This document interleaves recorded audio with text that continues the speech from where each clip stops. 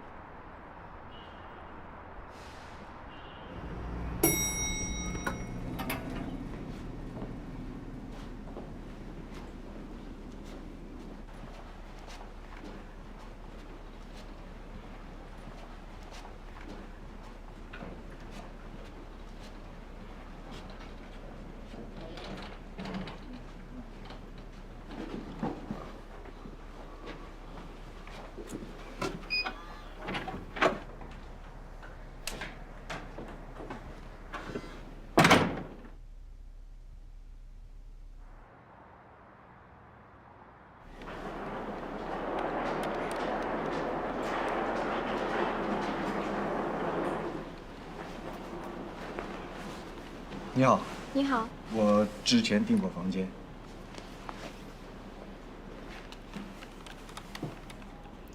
我跟你核实一下，丁辉，你是今天晚上6点45分订的309房间是吗？对。好的。好了。好，谢谢。不客气。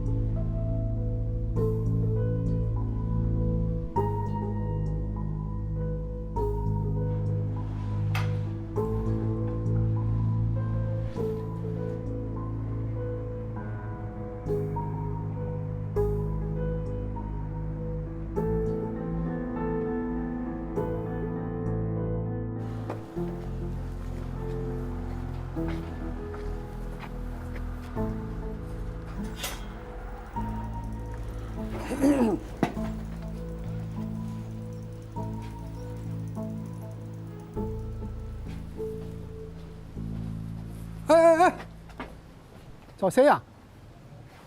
啊，我找吴桂祥。吴桂祥？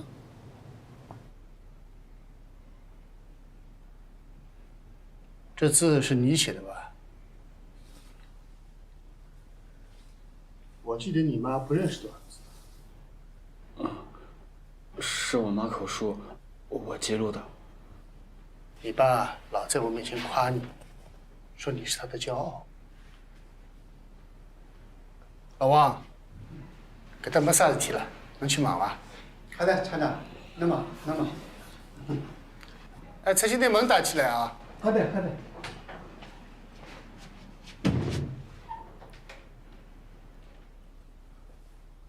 高中毕业了吗？我正在读高3，还没毕业。你爸说，你在学校的成绩一直是前5名啊。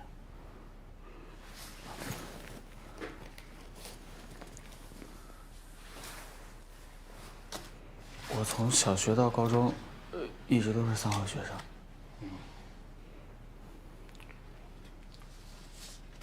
那你为什么要放弃学业？这么好的成绩。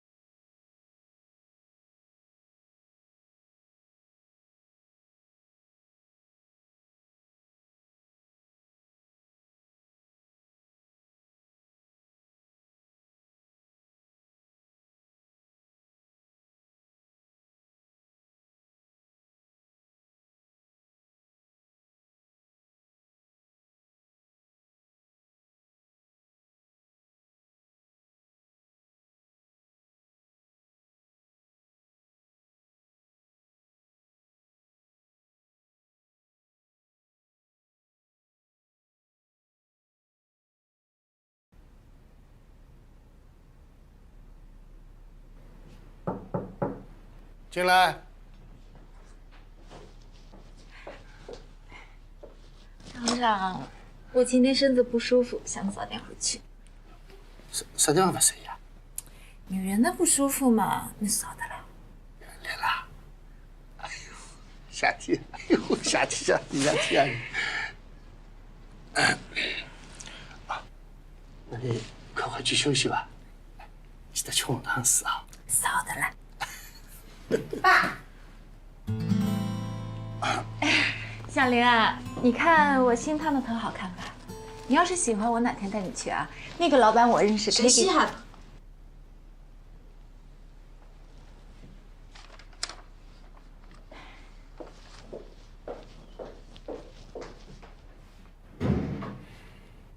爸，刚刚妈打电话来说，叫你别忘了去红宝石取蛋糕。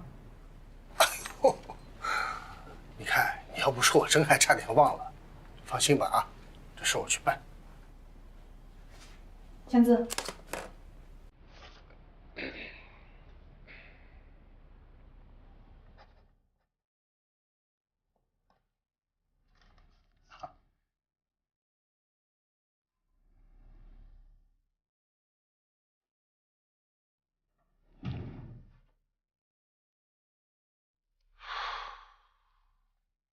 你爸跟我做生意也有3年多了，我们交情啊还算是不错。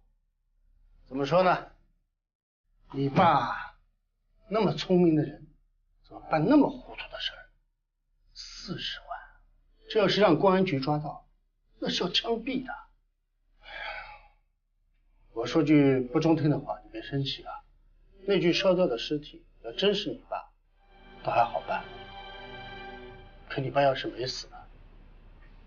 我收留了你，公安局要是查过来怎么办？你爸携款逃亡的时候，上海市公安局，哦对了，还有隆安县公安局找过我很多次。这警车3天2头到我厂里来，搞得我厂里的工人是人心惶惶啊。徐军啊，我是一个守法的公民，今天咱俩换一个位置。你坐在我的位置上，你敢收留我吗？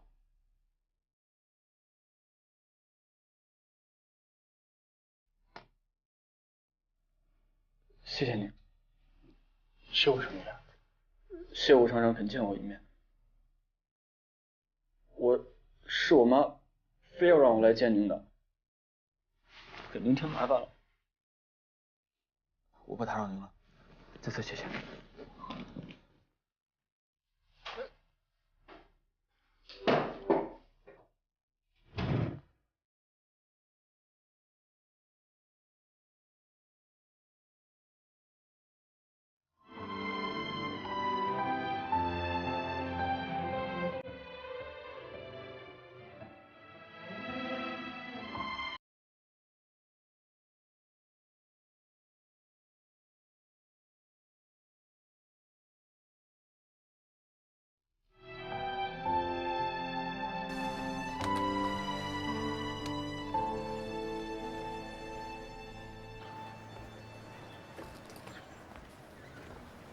哎，小伙子，小伙子，厂长同意把你留下来，真的，这种事情我不会撒谎的。跟我走吧，来，走啊，走。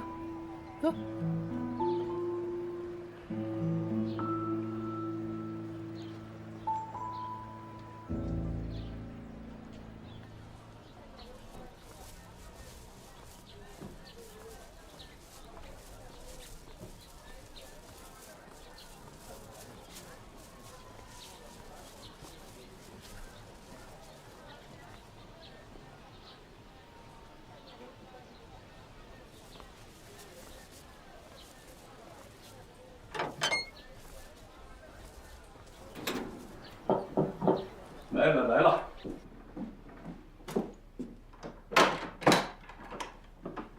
张毅，哎，小峰，哎，来，我给你买点水果。哎，来就来嘛，买什么水果？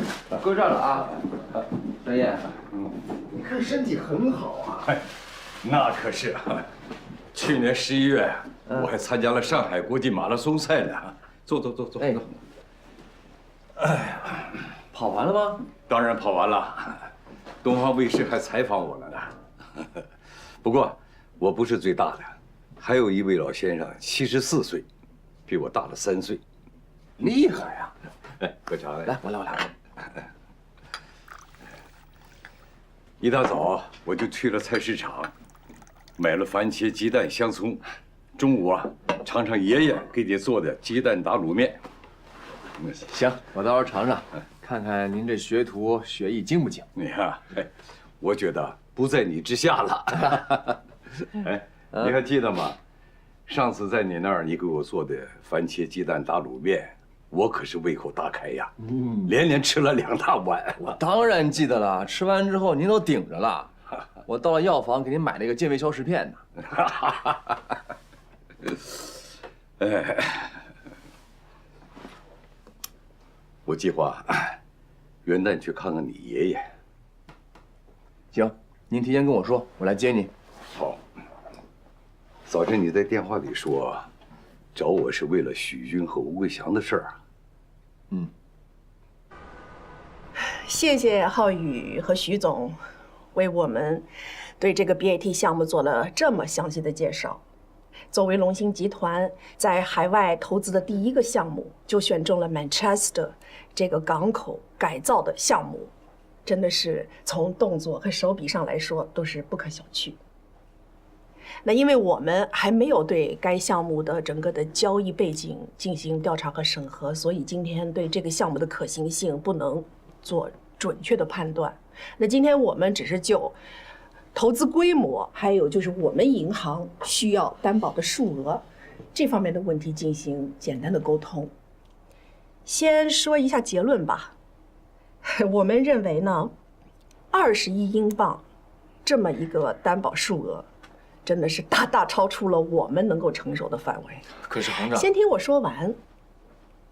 这并不表示我们行就完全彻底的放弃了这个 BAT 项目。我们双管齐下吧。你们这次去英国只是完成了第一步的考察，接下来还有很多的工作要做。首先，你们要在英国成立一个有关该项目的开发公司。在此同时，我们行会马上组织相关人员对龙兴集团的负债率、企业的经营状况，还有可预期的付款资金来源等等进行调查审核。然后我们香港分行会马上派人去英国，对于该项目的相关交易背景做一个调查和审核。所以，我想我已经非常清晰地表达了我行的观点。有顾虑啊，但是如果经过调查和审核，确保了 BAT 项目的风险可控，那我们行会非常愿意和贵集团合作，哪怕这个担保数额远远超出了我们之前的预算。可是这时间不等人啊，必须走完这些步骤，我们行才可能给贵集团提供保函。那就是说，现在结论还是一个变数。是的。那我们就会和其他银行商讨合作的可能性，到时候，就算贵行有合作的意愿，可最后的结果就不一定能随你们的愿了。不瞒您说，4大行现在都向我们伸出了橄榄枝。理解，我们完全理解。我们行不排斥你们和其他行接洽。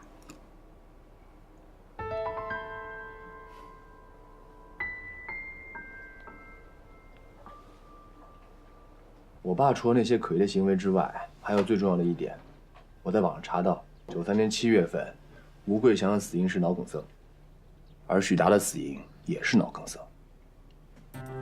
你怀疑许达有他杀的嫌疑？我不确定，我只是怀疑啊。但是有一点我觉得很奇怪，现场勘验、毒化分析还有验尸结果，都排除了他杀的可能性。张烨，您对吴桂祥验尸过程了解吗？这个情况我不太清楚。当时我在新西兰，你爸到了上海给我打电话，他想见一下子上海刑侦总队参加吴桂祥尸检的法医。当时我把那名法医的电话号码给了你爸爸，后来他了解到什么线索我就不清楚了。我回国后呢，给你爸爸打电话，想问一下他在上海的调查结果。结果得到的却是你爸爸坠崖身亡的噩耗。我赶到龙湾，参加了你爸爸的追悼会。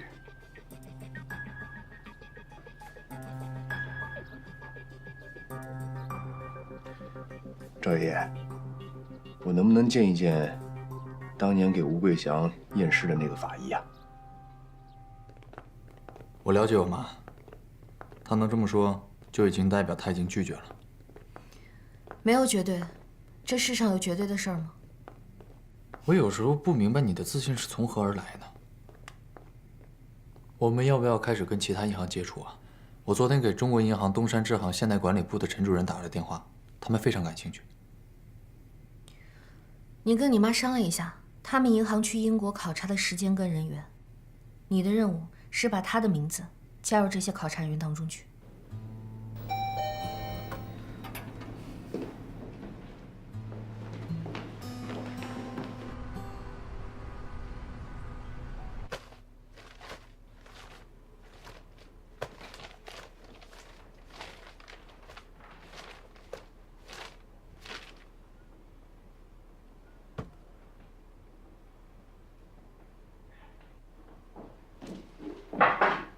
有事吗？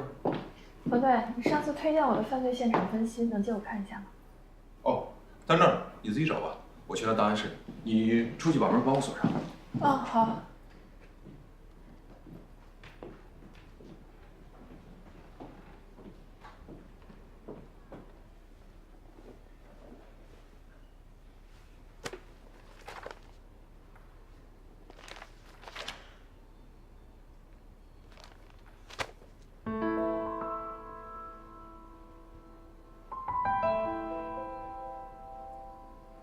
我这电脑怎么又出问题了？全是痘。小曾，哎，冯队，95年10月2号，徐家福的案子正式宣布结案。徐家福的 DNA 亲子鉴定是在10月25号出的结果，可是我在当年的案卷里没有找到这份 DNA 亲子鉴定报告。是吗？我不清楚啊，清单上没有吗？没有。哦，那有可能是跟许家福案的一些相关物证放一块了吧？能帮我找找吗？那批物证好像全都丢失了。丢失了？啊？怎么回事？应该是98年吧，分局的大楼刚建成，搬家的时候正好下大暴雨，一车的证物全都被雨淋了，该保留的都保留下来了，但是一些被污染的和被淋化的就只能扔掉了。我记得当时高四海主任发了好大的火，我从来没见过高四海发那么大脾气。好像当时负责押运的那个警员，也就因为这事儿丢了公职。电脑里有存档吗？98年的时候，分局还没有建立电脑档案呢。对不起啊，帮不上你。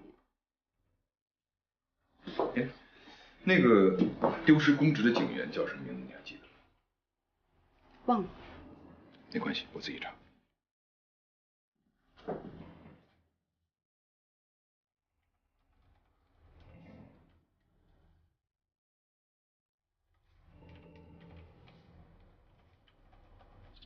那您的意思是说，他之前重度昏迷，然后后来有一些好转，但是突然有一天他就脑梗塞死亡了，是这样吗？是的。当年你们是什么时候介入的呀？其实这事儿啊，本来也不需要我们出马，可吴桂祥的一个亲戚呢，向刑侦总队报的警。报的警？具体什么情况我也记得不是很清楚了。当我赶到医院的时候啊，这吴桂祥已经在医院的太平间里边放了1天1夜了。当时啊，刑侦总队啊对这个事情是特别的关心，好像是因为这个吴桂祥本人是一个上海的优秀企业家，联达纺织有限公司啊是上海的明星企业的员工。那我们就是按照规定把尸体带到法医鉴定中心，做了全面的尸检，还有毒物检测。结果呢是属于急性脑梗塞死亡，正常的病死。准确的说呢，这吴桂香的发病原因才是他真正致死的原因。发病原因？吴桂香有严重的心脏病，在他的身体里边还有2个支架。这吴桂香啊，是在殡仪馆开房间和情人做那事儿的时候，突发心梗，送进医院。那么从他突发心梗到他的脑梗塞死亡呢，期间他在医院的重症病房待了1个半月。这期间呢，一直深度昏迷，从来就没醒过。而且医院啊，在吴桂香的体内查出了丙酸睾丸酮等激素，以及海马鹿鞭的粉剂。这都是民间速效壮阳药采用的常用配方。可是像这么中西这么混搭的壮阳药呢，我也是第一次听说啊。那您的意思是说，吴桂香之前服用过速效壮阳药呢？而且剂量还不小。这对于患有先天性心脏病的吴桂香来说，这才是她真正的死因。那她的情人呢？情人叫什么名字？情人记不起来了，这个你去问钱胜利。上海刑侦总队的，就是这个钱胜利，当年是负责吴桂香的案子。哦，想起来了。当初那个报案的亲戚啊，他叫吴天，我们背地后啊都叫他无法无天，态度蛮横，没有教养。是这个吴桂香的外甥。吴桂香是他的亲舅舅。那问题是，他跟谁打官司呢？跟许军啊。许军？为什么？哎呀，财产嘛，还能为什么？吴桂香死前啊，立过一个遗嘱，说他死后呢，公司由他的女婿许军继承。这就意味着，从吴桂香死的那天起，上海联达纺织有限公司的法人就是许军了。说起来这个事儿吧，我到现在还记忆犹新。这个吴天他是一口咬定，那吴桂香的遗书是许军伪造的。为此啊，上海刑侦总队还请了笔迹专家，对遗书的笔迹做了鉴定。结果呢，鉴定是遗书系本人所写。其实这个事儿也没有必要做什么笔迹鉴定啊，人家是经过公证的，还有他妻子和女儿的证明。最后这吴天是毫无悬念地输了那场官司。96年，你爸爸来找过我，我也是这么给他讲的。他死前立过一个遗嘱，他死后，公司将由他的女婿许军来继承。这也就意味着，吴桂香一死，那么这个上海联达纺织公司呢，的法人就是许军了，啊。不好意思啊，我接个电话。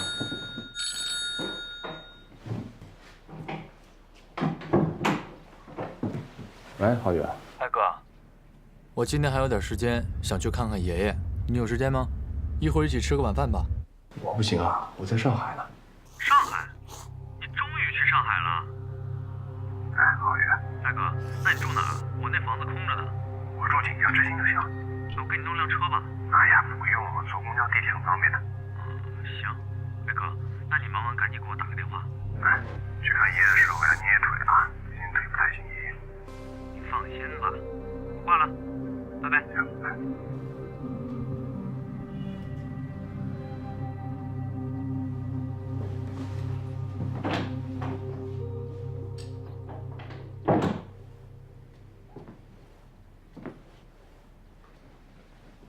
您能不能帮我引荐一下钱胜利啊？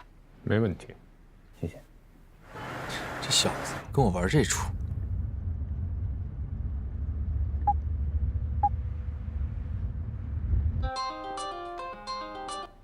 喂，浩宇。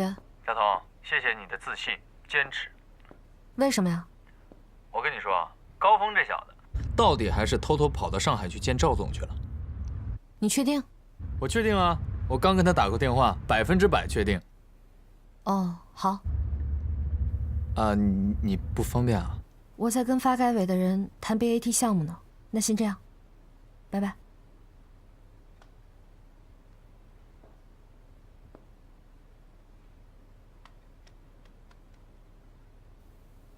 喂，徐总。哎，喂，赵总。哎，您是跟高峰在一起吗？高峰？没有啊，他在上海吗？他一直没有跟我联系。我现在正在周庄陪客人，今晚得很晚才回上海，明天一早的飞机飞加拿大。要不让他晚上10点左右给我打电话，我看看能不能抽出一点时间。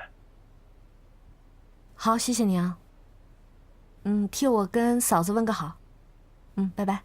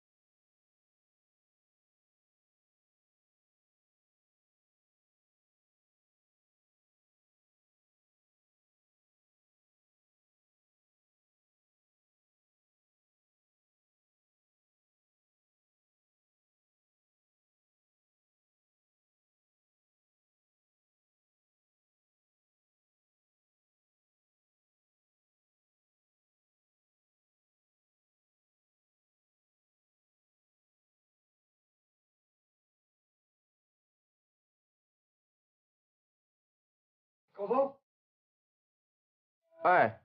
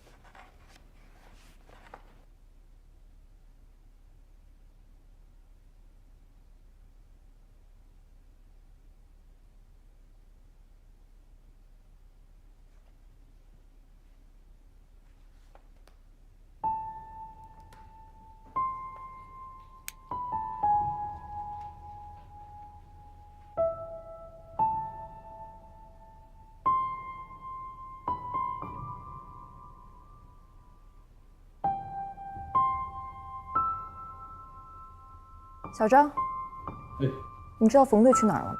不知道。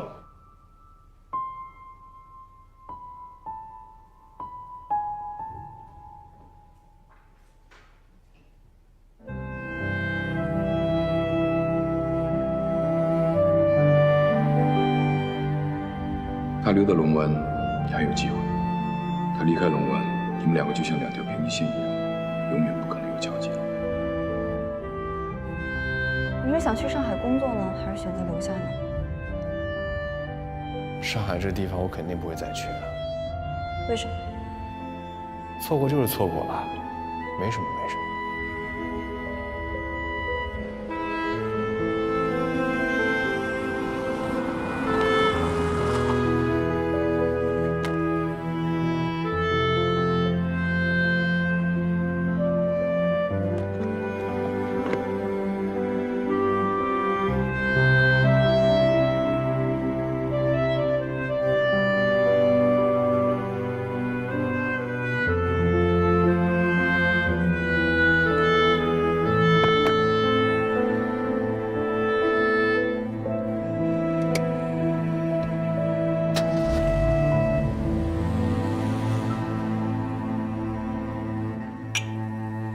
这就是你找我的原因？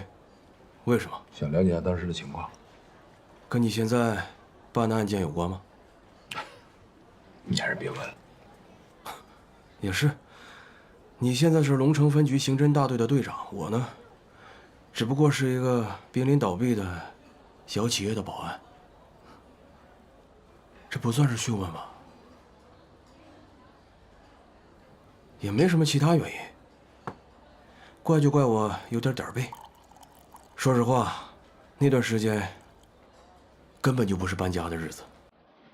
为什么？那年龙城的雨很多，而且动不动就是暴雨，你上网查查就知道了。98年龙城的降雨量是有记载以来最多的一年。那年夏天因为暴雨，全城死了20多个人，有10几个是因为山体滑坡给埋了，还有一个开车的在立交桥下淹死了。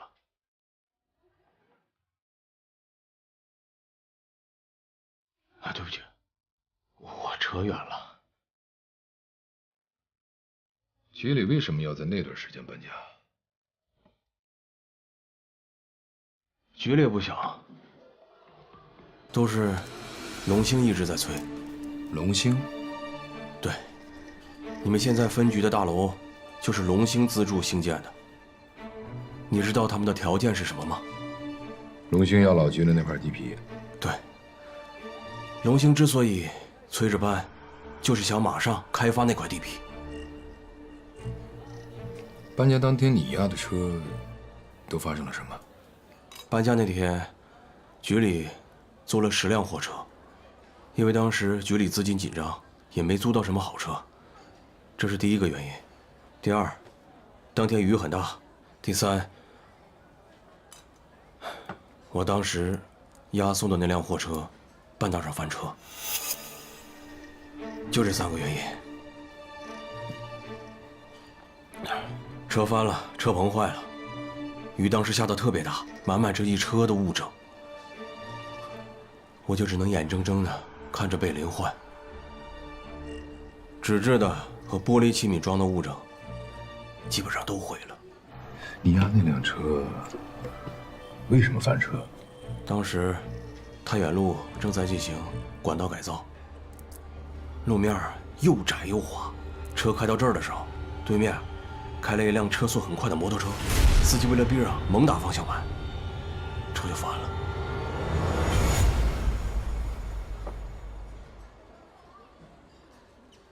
你说那辆摩托车有没有故意的嫌疑？你这想法怎么和当年高四海一样啊？高四海你知道吗？知道，你接着说。当年高四海就认为那辆摩托车有重大嫌疑，他说这是一起精心策划的阴谋。你知道他为什么这么说吗？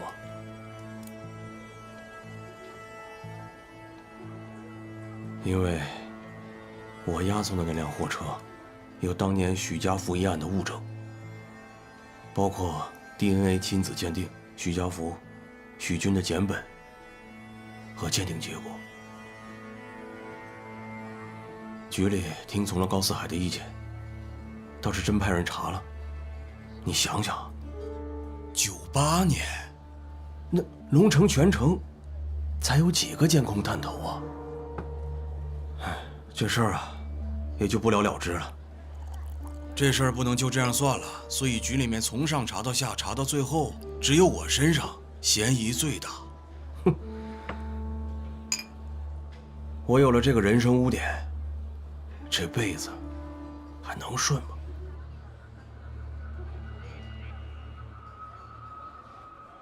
那个摩托车什么型号，你还能记清楚吗？当时雨下得那么大，连路都看不清，还……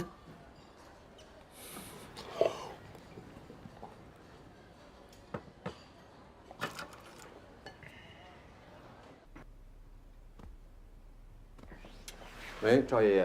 啊，小峰啊，已经联系好了啊。明天上午9点跟钱胜利见面。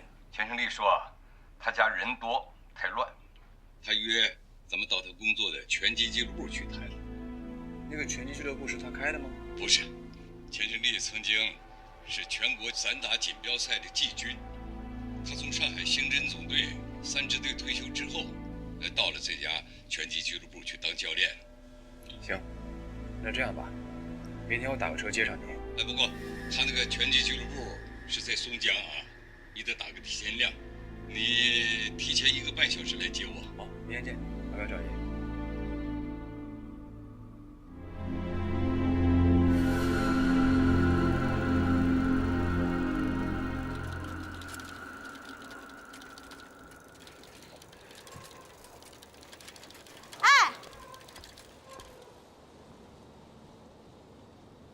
你叫我？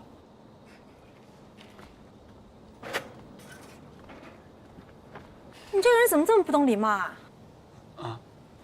这1个星期，咱俩每天晚上都能在这碰到，也没见你打过一声招呼。对不起，真的对不起。逗你的。你们家的事儿，我爸都跟我说了。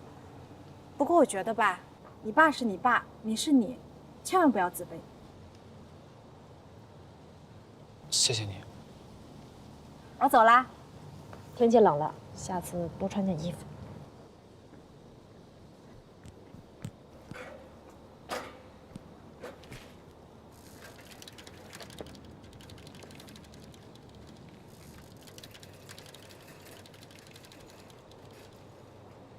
谢谢。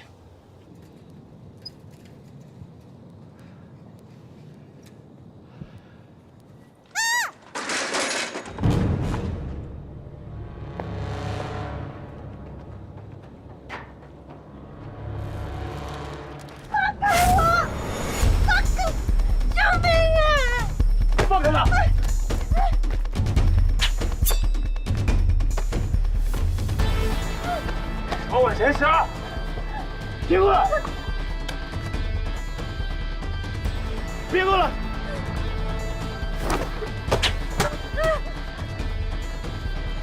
救命啊！来！救命！来人！救命啊！救命啊！来人！放开！带着我！带着我！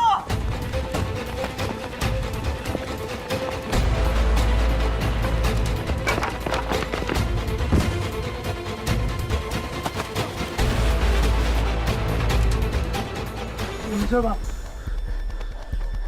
是。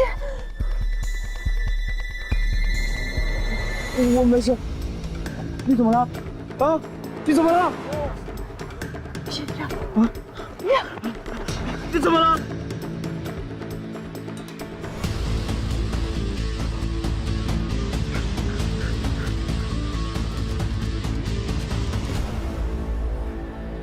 快醒醒！你说什么？你们听见我说什么了？他救了你的命不假，但是我们也回报他了呀。你爸也给他升了职，从库房的一个临时工转正了不说，还把他调进了办公室，还要怎样啊？哦，还要你以身相许啊？我跟你讲，公安局现在还满世界找他爸呢。他爸已经死了呀。再说了，他爸是他爸，他是他，这都什么年代了，你们还搞株连九族的事儿？死了，死了，公安局为什么还不结案呢？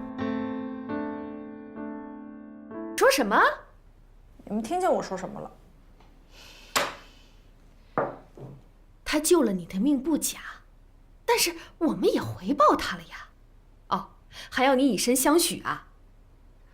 我跟你讲，公安局现在还满世界找他爸呢。他爸已经死了呀。再说了，他爸是他爸，他是他，这都什么年代了，你们还搞株连九族的事儿？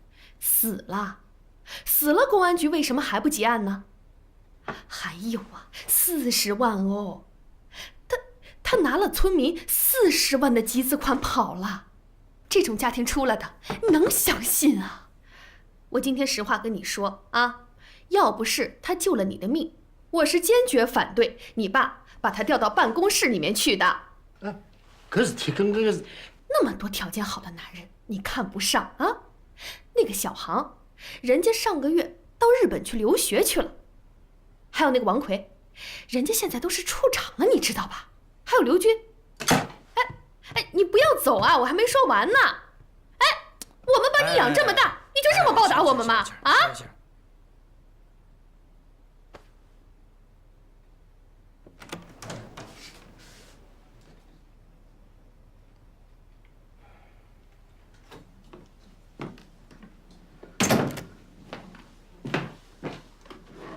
小莲啊，你的心情爸能理解，但你妈都是为你好，她是个急性子，你又不是不知道。他就是想让我嫁给他介绍那些有钱的、有权的男人，根本就不管我喜不喜欢，庸俗。这现实中的爱情和你理想中的爱情，那完全是两码事儿。这男人啊，除了爱情，他还得有事业，这事业心才是男人最重要的品质。那许军也不差呀，不然你会赏识他？许军人品确实不错，我也没有因为他爸的事儿歧视他吧。许军年轻踏实，我赏识他，也还是因为他知书达理。现在社会上这样的年轻人确实不多了。但是，这人有优秀的一面，他也有差劲的一面。他差劲的一面是什么？不思进取啊，随遇而安。我不管，我无法爱上别人了。我现在满脑子都是他。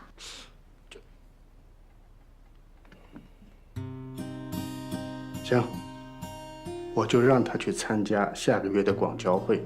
如果他能为我们厂里谈成一笔交易，我就同意你和他交往。哎，你可别说我没给过他机会啊！一言为定。一言既出，驷马难追。拉钩。盖章。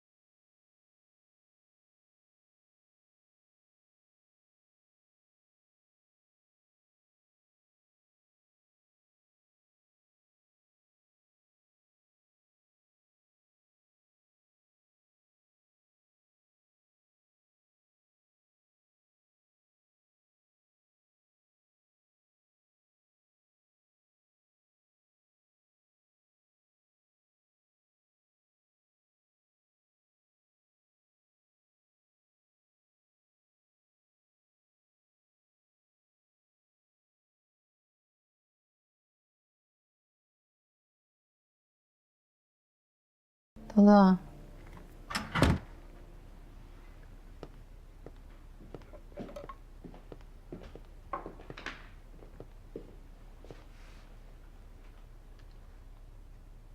奶奶，高峰去上海了。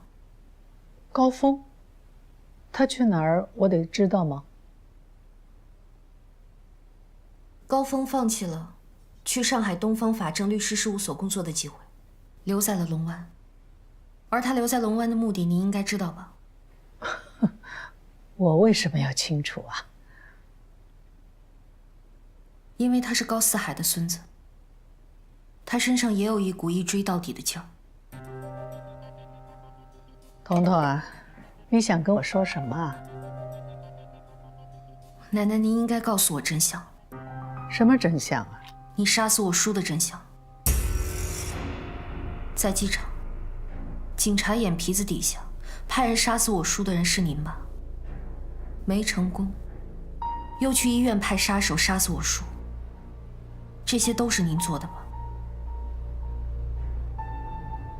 公司的账目我查过了，没有任何问题。也就是说，不可能从我叔所欠赌资这条线索查到公司账目上。这一点我爸做得非常好，公司的账目一点问题都没有。我爸管理集团管理得很好。我爸最大的优点就是他正直、遵纪守法。那么您呢？您为什么那么怕我叔落在警察手里？彤彤，警察迟迟没有把我叔的尸体交回来，为什么？因为他们没有放弃，高峰更没有放弃。他们只要抓住一点线索，就会一查到底。哎呀，你把事情想得太复杂了，其实没有你想的这么复杂。好了，奶奶累了，得去休息了。你也早点休息啊。我爷爷还活着吧？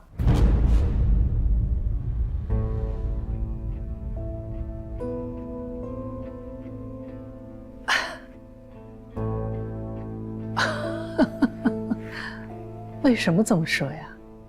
去英国之前我就猜到大概了，所以我才选择投资20亿英镑，风险最高的 BAT 项目。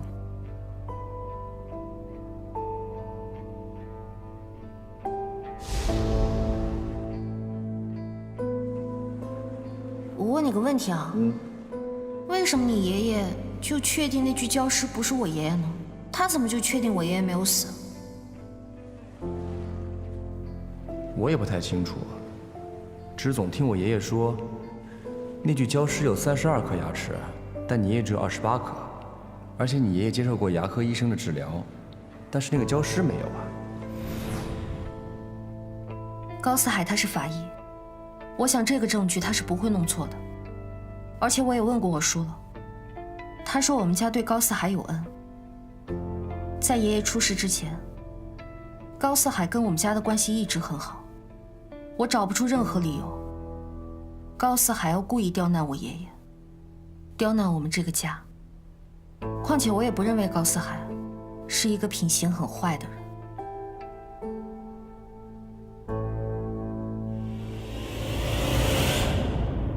赵月娥，我问你，你知道你老公许家福有几颗牙齿吗？啊？几颗？这我怎么知道？你是他老婆。我是他老婆，就得知道他有几颗牙齿啊？你回忆一下，是32颗还是28颗？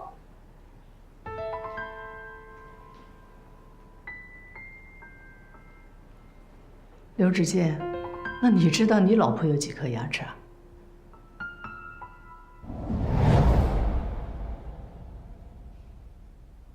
那这么说，你是相信他了？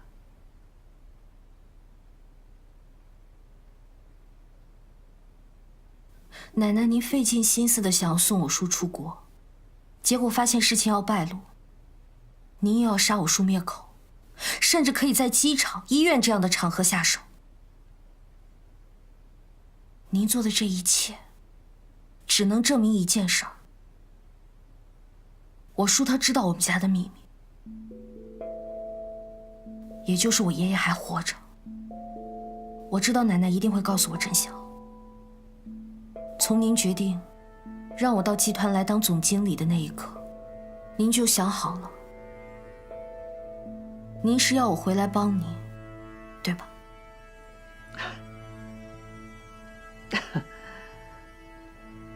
彤彤，奶奶没有看错你。是的，你爷爷还活着。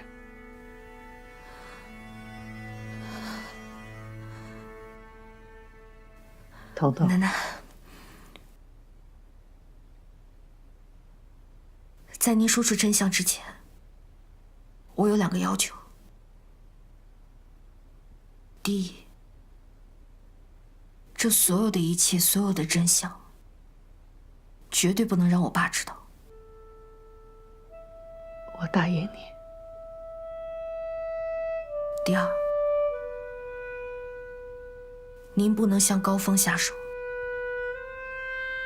你刚才自己也说了，高峰身上有他爷爷那种不顾一切、一追到底的精神。事情不到万不得已的时候，您不能向他下手。您得答应我。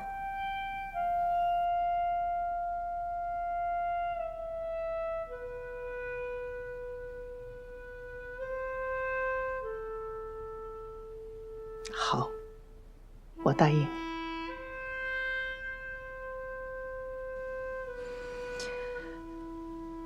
您说吧。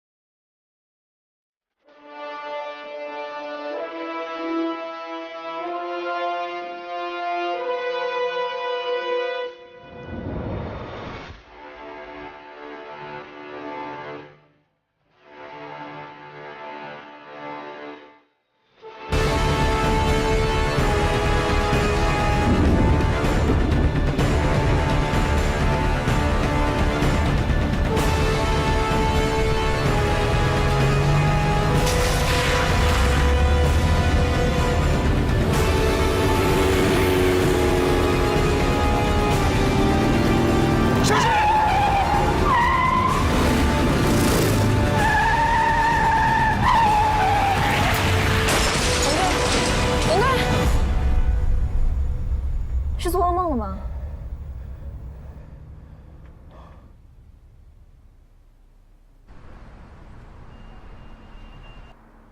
冯队，你看那时候小金差点没把我心脏病吓出来。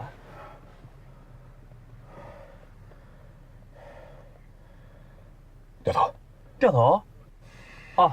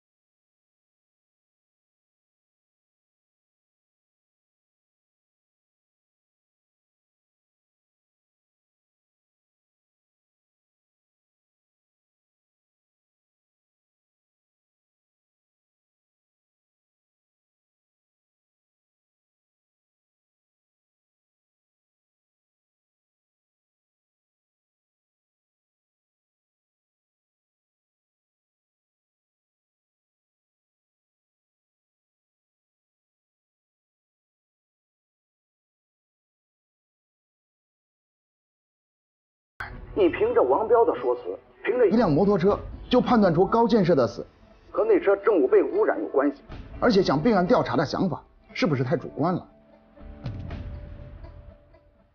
我还是觉得这2件事非常的蹊跷。再说了，高建设为什么要瞒着你们一个人去海东？他到底在查什么？你问我呀？宋局，高建设在去海东之前，有什么反常的举动吗？反常举动？对。他和陈杰离婚，算不算反常？算一个。还有吗？对了，这之前他请过1个星期的假。1个星期的假，什么理由？好像是因为身体原因，具体什么原因不清楚。他是直接向当时的申局长请的假。不过，什么？那段时间，有一天我去人民医院看望一个负伤住院的同事。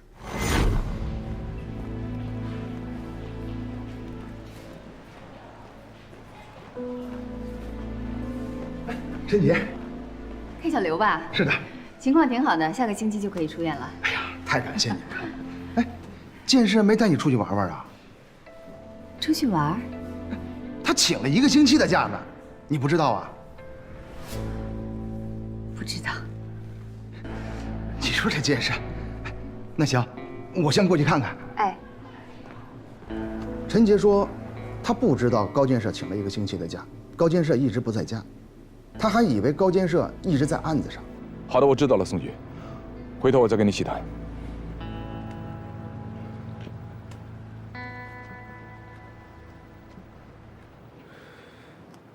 96年高峰多大？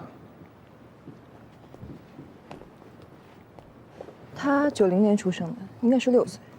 给高峰打电话，问问他知不知道高建设那段时间去哪儿了。是。冯队，你不会觉得许达跟许广义之间所谓的秘密跟许家福一案有关吧？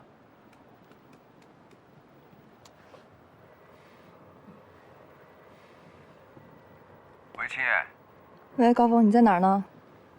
什么事儿？96年，你爸去世之前的1个星期，他向单位请了1个星期的假。你知道那段时间他去哪儿了吗？你问这干什么？你别管干什么，就说你知不知道吧。我不知道。你现在在干什么呢？你们在查什么？这不是你该问的问题吧？你想用骡子来换我的良驹，这生意没这么做的吧？骡子换良驹？谁跟你要做生意了？刚才是你在问我在干什么。你干什么跟我有什么关系吗？毕竟我也在查我父亲那段时间里的行踪，你说呢？他说他也在查那段时间他爸的行踪。大概命题。那我要看你交换的是不是良驹。我在上海呢。你在上海干什么？你要是想跟我交易的话，来上海找我。挂了。喂，喂，他挂了。高峰跑去上海干什么？难道那段时间高建设去了上海？你和周一去上海找高峰。行，我知道了。他把上海的地址发过来了。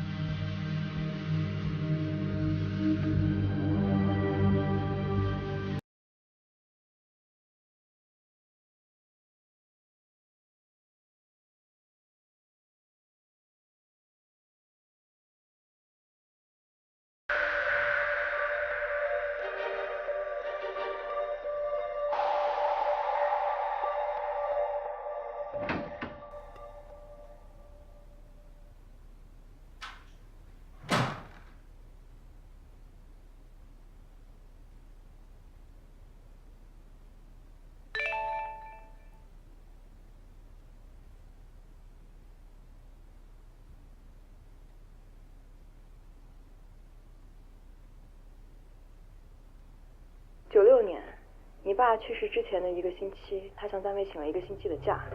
你知道那段时间他去哪儿了吗？你问这干什么？你别管干什么，就说你知不知道吧。我不知道，你们在查什么？这不是你该问的问题吧？你想用骡子来换我的良驹，这生意没怎么做的吧？骡子换良驹？谁跟你要做生意了？刚才是你在问我在干什么。你干什么跟我有什么关系吗？毕竟我也在查我父亲那段时间里的行踪。我在上海呢，你要是想跟我交易的话，来上海找我。挂了。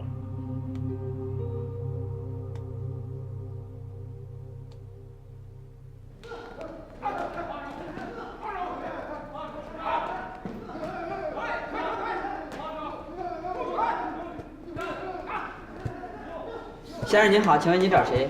好，我找钱胜利。啊，对，全天那边穿黑色衣服那里。好，谢谢。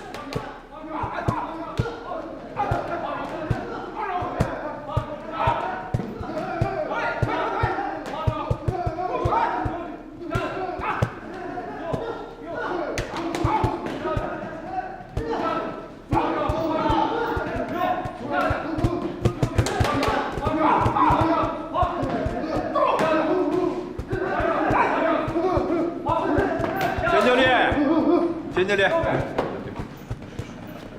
你好，你好，我叫赵敏，他叫高峰。你好，你好。听老范说，你最近特别忙啊？对，这2天我们正在准备中国拳王争霸赛的事儿，实在是走不开，所以啊，只能麻烦你们跑一趟了。没关系，你们2个继续啊，别偷懒。走吧，咱们里边聊。好。稍等。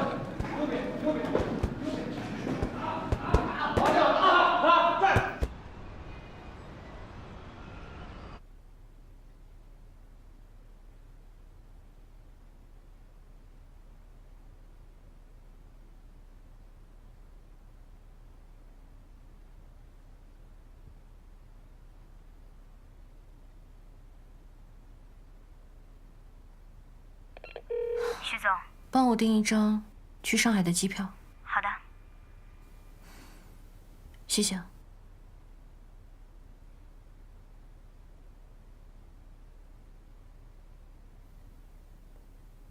没问题，去吧。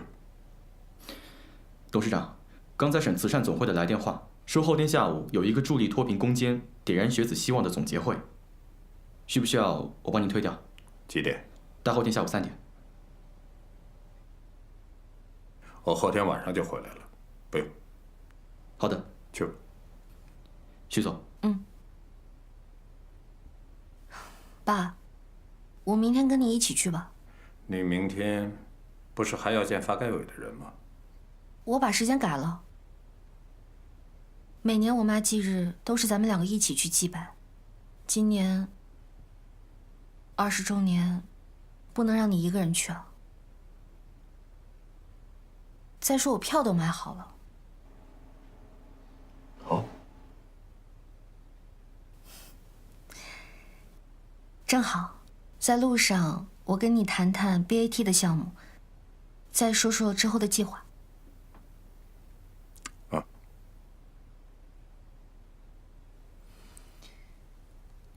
爸。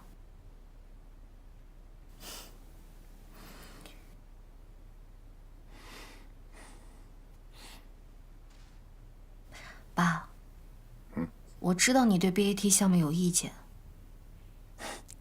但是你从来都没有在任何场合说过反对或者质疑的话，都是为了我，因为你顾及我的感受，这些我都明白。我也请你相信，我是你女儿，我知道龙鑫集团对你来说有多重要，我不可能做任何伤害龙鑫集团的事情。更不可能拿你的心血肆意挥霍。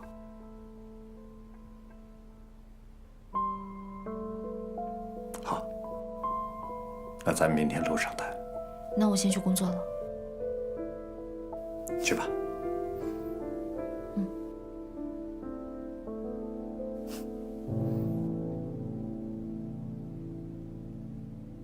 当时我们3支队的头让我接手这个事儿的时候，说实话，我这心里啊还真的挺高兴的。还以为自己这一生啊，终于遇到了一个大案要案。为什么这么说？当年他刚刚被评为上海市的优秀企业家，上海联达纺织有限公司又是上海市政府扶持的准明星企业单位。上海联达纺织厂什么时候改名为上海联达股份有限公司的？这个，上海联达纺织厂是88年4月进行的股份制改革，同年的6月就改为了上海联达纺织股份有限公司。94年的时候又改为了上海龙兴纺织股份有限公司。这个许军之所以把联达改为龙兴，是因为他的父亲曾经开了一个村办企业，就叫龙兴纺织厂。您继续说吧。好，由于这个事儿是吴天报案后，我们才介入调查。吴桂祥也死了1天多了，尸体已经拉到了太平间。院方给出的结论是脑梗塞死了，所以现场没有留下任何可以勘查的证据。我们当时是分2步走，一方面是老范他们去法医鉴定中心对尸体进行尸检和毒物鉴定，另外呢，我们对周围的群众进行走访取证。不过这里边，我认为最重要的有2个疑点，第一就是吴桂祥死亡的当天晚上，正好是许军在陪护，这也是吴天一口认定是许军杀害了他的理由。第2点就是吴桂祥的发病原因，我们立刻传唤了许军，听他说吴桂祥死的时候，他正在病房睡觉，是医生护士冲进去才把他吵醒。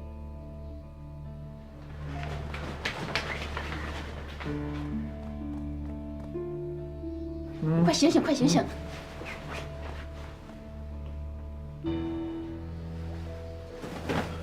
根据我多年审人的经验，许军没有撒谎。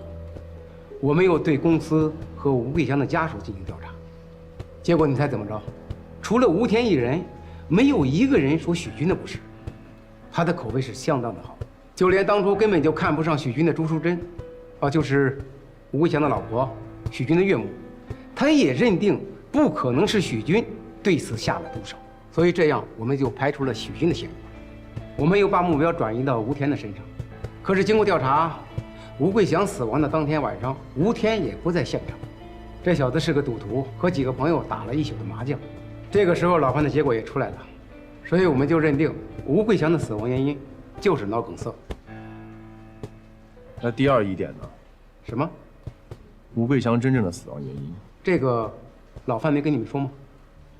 倒是说了一点，他是服用了速效壮阳药之后才会死亡的。对了，吴桂祥的情人叫什么名字？叫田小兰，是吴桂祥公司的一个打字员。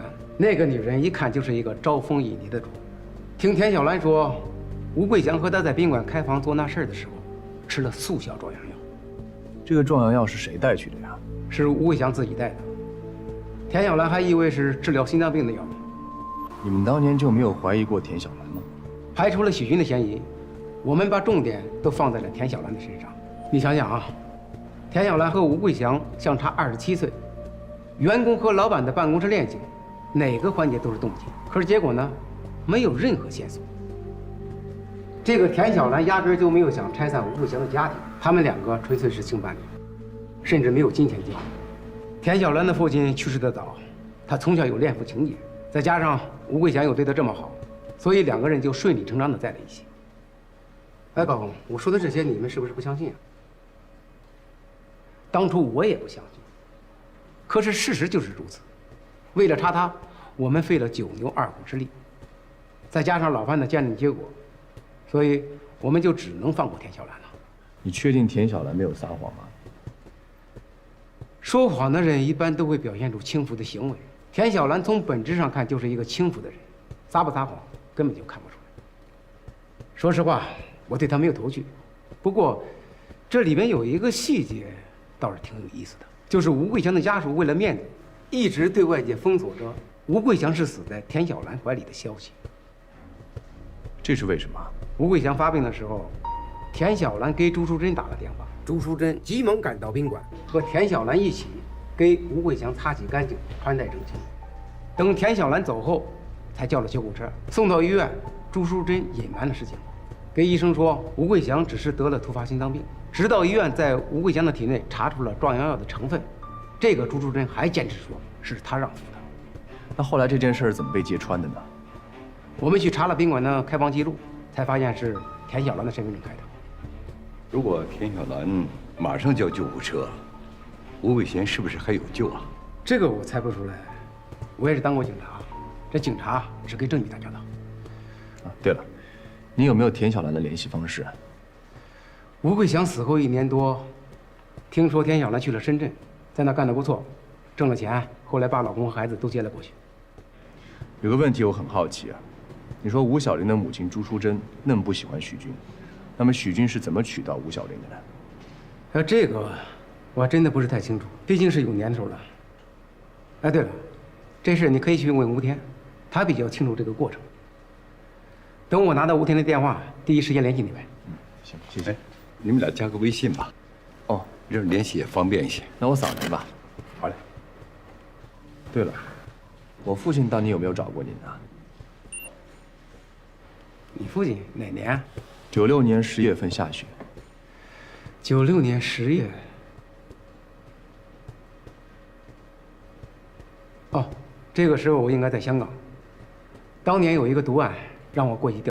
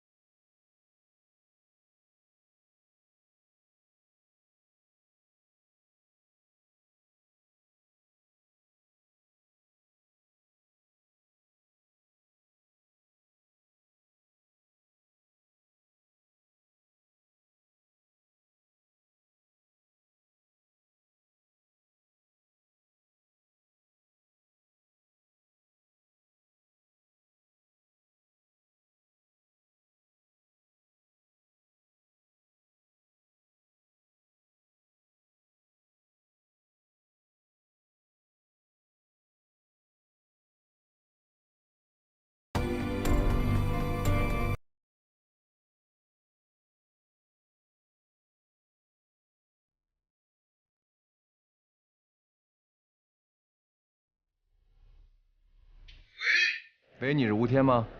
你哪位啊？我是高峰。你的手机号是钱胜利给我的。钱胜利？上海刑侦总队3支队，曾调查过你舅舅吴桂祥的死因。你找有什么事啊？我想问你一些关于许军在上海的事情。许军他出事了？你为什么这么问？不然你找我干什么呀？见了面再告诉你吧。你刚才说你叫什么？高峰。高峰。那个高建设跟你什么关系啊？他是我爸。哦，那这样吧，明天下午吃这个地点我订好了，短信发给你了。好，我先挂了。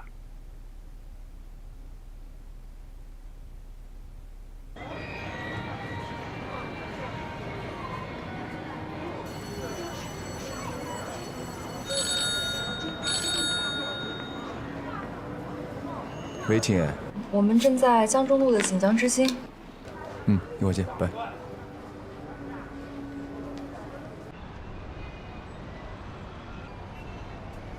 我目前了解到的就是这些。这可比那些电视剧精彩多了，特别是吴桂祥发病那段。臭小子，看把你兴奋的。你呢？对哪段感兴趣啊？我觉得吴桂祥发病和死亡过程和许达有点像，都是脑梗塞死亡，除了送进重症监护室的原因不同。这点说的没错。可是上海的法医和龙湾的法医都做出了相同的结论，而我们也对许达的死进行了全面的调查，从医生、护士、监控视频、指纹识别、现场勘验、尸体解剖和毒物分析。你到底想说什么？也就是说，你来上海了解到最有价值的疑点，都已真相大白。你接下去还想调查谁？我觉得接下来应该完成我们的交易了吧？交易？你们到底在查什么？为什么要了解我父亲当年的行踪啊？配合公安机关调查是公民的责任与义务，从来没有听说过公安机关有义务向公民透露案件侦办细节。过河拆桥是不是啊？还是不是朋友了？你还想当朋友？养只狗吧！我可得保持清醒，这里不能同时出现2个疯子吧？哎，刘星夜，你回来。哎，你站住！你等会儿。你师傅的意思是让你来完成交易。开什么玩笑？谁跟你开玩笑了？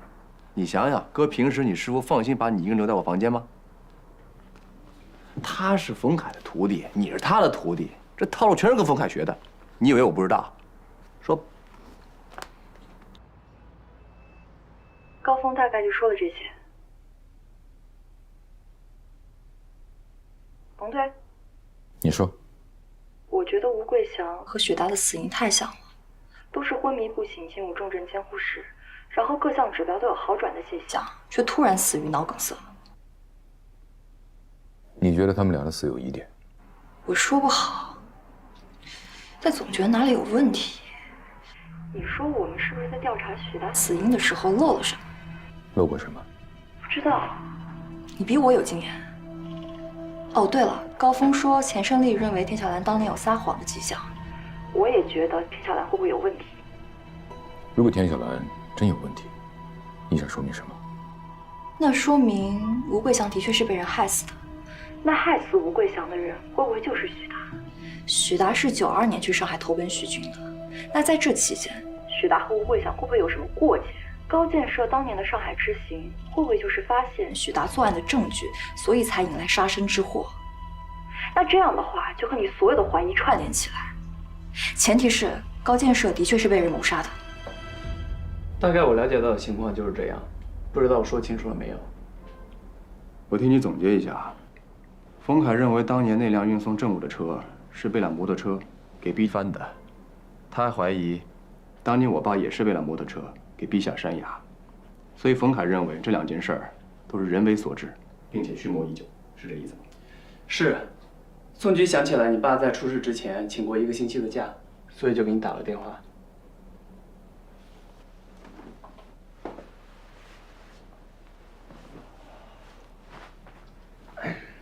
你干嘛这么看着我？冯凯认为405案件和许家富一案，以及开棺验尸事件，这三者之间一定有所联系，是吗？我可没这么说啊。那个，要没什么事儿，我先回去了。告诉青叶，明天我去找吴天，要有什么新的消息的话，我随时联系你们。行，去吧。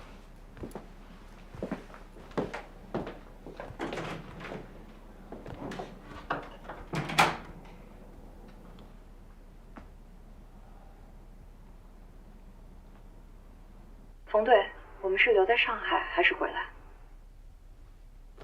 高峰在上海还有什么安排？他没说要我们跟着他吗？不用。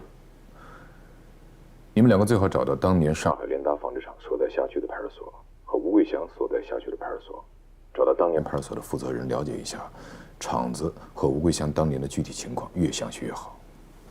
明白。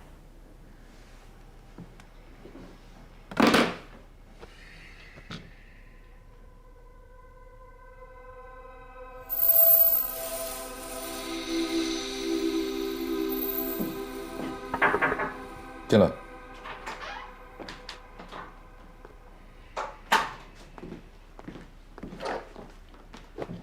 冯队，别熬夜了，早点休息。我先走了。哎，等等，这是什么？哦，我看你这儿有几件脏衣服，就拿去帮你洗了。我的衣服你帮我洗了？看你忙，案子实在腾不出手啊。那也不用你帮我洗吗？这有什么？你堂堂刑侦队长，一堆脏衣服放在办公室，这不影响警察形象吗？以后再有脏衣服，直接给我就好了。不行，这太不合适了。放心吧，不是我洗的，是我送去干洗店洗的。多少钱我给你。回头请我吃饭吧。哎，等等，谢谢。